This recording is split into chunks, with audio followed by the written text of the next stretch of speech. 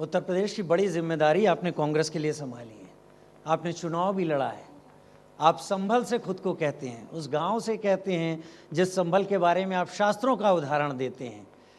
तो आगे भविष्य में मैं आपको श्री कल्की पीठाधीश्वर के नाम से ही जानता रहूंगा, या 6 साल बाद या उससे पहले एक बड़े राजनेता के तौर पर फिर से देखेंगे? कल क्या होगा ये मुझे क्या पता। यानी कल बहुत कुछ होगा। भविष्य में क्या होगा ये तो परमात्मा जानता है, लेकिन मैं इतना जरूर जानता हूं, इतना जरूर कहना चाहूंगा कि ये देश 2014 से पहले भी था और 2024 के बाद भी रहेगा।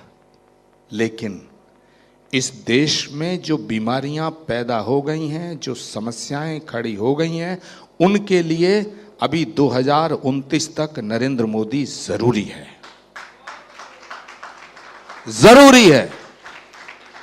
और वो उम्मीदें क्या हैं जो आपको लगता है नरेंद्र मोदी पूरी कर देंगे? वो कौन सा परिवर्तन है जो नरेंद्र मोदी ला के दिखा देंगे? वो क्या चीज है जो आपको नरेंद्र मोदी को अलग खांचे में रखने पर मजबूर करती है? देखिए, इस देश में सभी बड़े बड़े लीडर हैं जिनका मैं सबका सम्मान करता हूं, लेकिन नरेंद्र मोदी में और उनमें फ़र्क क्या है? नरेंद्र मोदी में और उनमें एक फ़र्क है कि नरेंद्र मोदी जो फैसला लेते हैं उस फैसले को लेने से पहले वो डरते नहीं हैं। दूसरा, उस फैसले को लेने के पीछे उनका अपना निजी स्वार्थ नहीं होता है। तीसरा, इस देश में ऐसा कोई नेता नहीं है जो 24 आवर्स इस देश के लिए जीता हो और इस देश के लिए मरेगा। नरेंद्र मोदी अकेला ऐसा नेता है। और मैं इसको सुनिए, मैंने 22 साल नरेंद्र मोदी जी का विरोध किया है। 22 साल छात्र जीवन से मैं बीजेपी का विरोधी रहा हूं, लेकिन माफ करना, सच को सच कहना कोई गुनाह नहीं होता। ये वो भारत है और ये वो उस देश का लोकतंत्र है।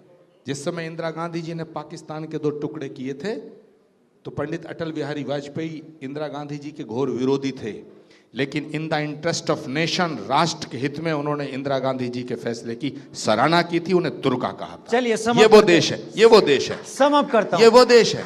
और मुझे लगता है, क्या नरेंद्र मोदी का गुनाह यह है कि वो मोदी है? नरेंद्र मोदी का गुनाह यह नहीं होना चाहिए।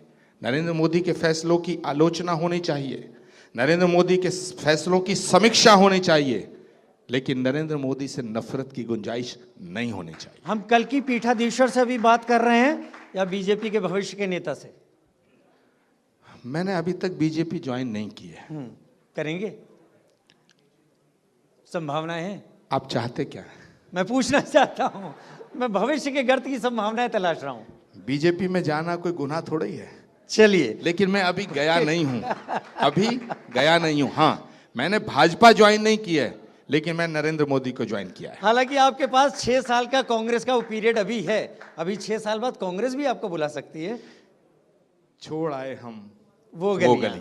चलिए, लेकिन बीजेपी, कांग्रेस, राजनीति और धर्म, ये इस तरीके से भारत में उलझे हुए हैं और भारत में मिक्स हैं कि कई बार बहस होती है धर्म कितना खास है, कई बार बहस होती है राजनीति कितनी खास है। श्री कल की पीठाधीश्वर, पीठाधाम के हमारे इस वक्त प्रमोद कृष्णम आपके सामने इस वक्त, बहुत धन्यवाद आपका। सबको कल की धाम आने के लिए आमंत्रित करता हूं।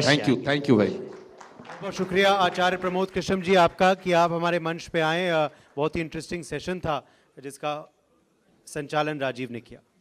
चलिए, अब अगले सेशन की तरफ आगे बढ़ते हैं। अगला सेशन जिसमें हमारे खास मेहमान होंगे